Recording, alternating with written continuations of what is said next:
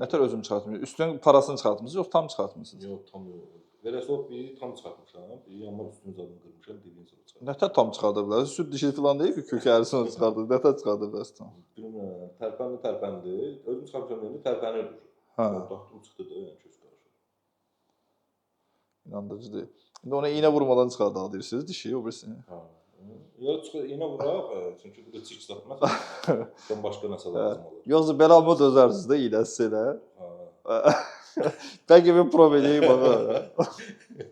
Burada bir dişimiz var. Bu dişi niyə görə çəkirik? Çünki bu diş perforasiyonludur. Bütün dişlər ilk səfərdir pasiyent bizə müraciət edir. Bütün dişlərin belə kökləri belə dik olduğu halda, yəni burada doldurduğumuz bu sinir ki çıxandakı bu dərman ki ağ görünür, kanal bulunbu dediyimiz.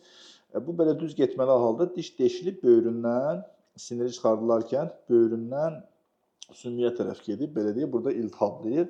Ona görə bu dişi çəkməli olacağıq.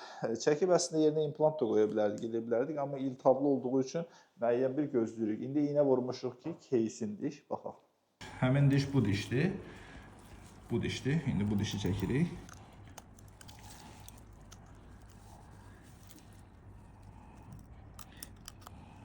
Baxın, qoyduğumuz diaqnoz düppələm düz. Burada məsələ nədir? Bu kökün içinə getməliykən, dibindəki kistanı da görürük.